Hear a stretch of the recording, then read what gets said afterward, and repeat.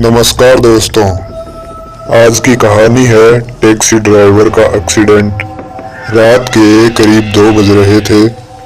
सुनील, जो कि एक टैक्सी ड्राइवर था, अपनी कार में बैठा आखिरी ड्यूटी का इंतज़ार कर रहा था।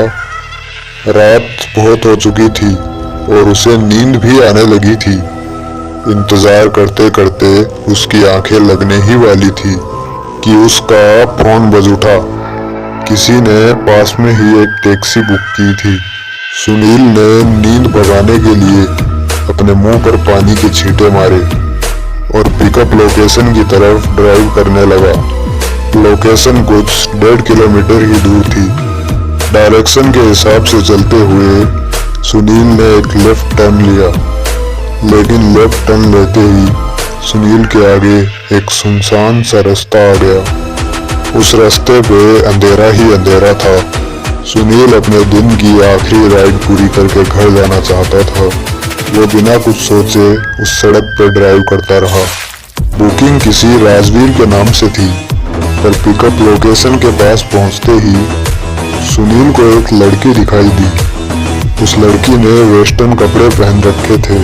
उस लड़की को देखकर पीटर ने गाड़ी रोक दी। ऐसा लग रहा था कि वो लड़की किसी पार्टी में जा रही है। वो लड़की गाड़ी में बैठ गई। सुनील ने ट्रिप स्टार्ट कर दी। उस लड़की की ड्रॉप लोकेशन 7 किलोमीटर दूर एक हॉस्पिटल की थी। हॉस्पिटल का एड्रेस देखकर सुनील से रहा नहीं गया और उसने लड़की से पूछा कि वो इतनी रात को हॉस्पिटल क्यों जा रही है। सब ठीक तो है? पहले तो उस लड़की ने सुनील को अनसुना कर दिया, लेकिन कुछ दूर जाकर उसने कहा, मेरे हस्बैंड उस हॉस्पिटल में एडमिट हैं। ये सुनकर उस सुनील को उस लड़की के लिए हमदर्दी महसूस हुई। गाड़ी में बैठी वो लड़की बिल्कुल चुप होकर बस खिड़की से बाहर देखे जा रही थी। सुनील को समझ आ गया कि वो लड़की परेशान है, शायद इसीलिए ज्यादा कुछ बोल नहीं रही है। सुनील भी उसके बाद ज्यादा कुछ नहीं बोला और गाड़ी चलाता रहा। कुछ देर बाद उस लड़की ने फिर से कहा, आज ही के दिन मैं और राजवीर भी ऐसे ही एक पार्टी से वापस आ रहे थे। बहुत खुश थे हम। उस दिन भी हमने एक टैक्सी ली थी। लेकिन इतना कहकर वो लड़की चुप हो गई। सुनील ने कहा, लेकिन क्या? पर वो लड़की कुछ नहीं बोली। सुनील थोड़ा घबरा कर उसी की तरफ देख रहा था। अचानक सुनील का ध्यान गाड़ी के रियर व्यू मिरर पे पड़ा और उसके होश उड़ गए। वो लड़की मिरर में दिख ही नहीं रही थी। ये देखने के बाद सुनील के पसीने छूटने लगे, क्योंकि उसके साथ जो लड़की बैठी हुई थी वो कोई मामूली लड़की नहीं थी, शायद एक भटकती आत्मा थी। सुनील ने एक तरकीब सोची। उसने अचानक से गाड़ी रोक दी।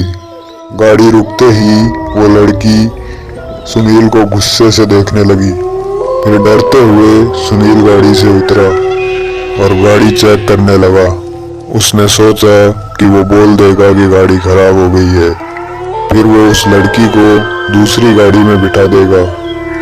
लेकिन जब वो वापस मुड़ा तो वो लड़की उसकी गाड़ी में थी ही नहीं, बल्कि वो आसपास कहीं नहीं दिख रही थी।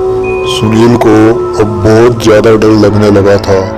वो जल्दी से गाड़ी में बैठा और कार से वहां से निकल गया। उसे बस अब जल्द से जल्द घर पहुंचना था। लेकिन अचानक से सुनील के सामने वही लड़की आ गई। सुनील ने जैसे ही गाड़ी रोकी, उस लड़की का रूप बदल गया और वो एक भयानक चुड़ैल बन गई और वो लड़की गायब हो गई। सुनील ने गाड़ी स्टार्ट की और तेजी से वहां से निकल गया। सुनील अपनी गाड़ी तेजी से भगा रहा था। कुछ ही देर बाद सुनील ने जब पीछे देखा तब वो सुन्न पड़ गया। उसने देखा कि वो चुड़ैल उसकी गाड़ी के पीछे आ रही थी। सुनील जितनी भी स्पीड बढ़ा रहा था, वो उतनी ही स्पीड में उसके पीछे पीछे आ रही थी। सुनील इतना घबरा गया कि उसने पीछे देखना ही बंद कर दिया। लेकिन वो चुड़ैल उसके बगल में आके उड़ने लगी।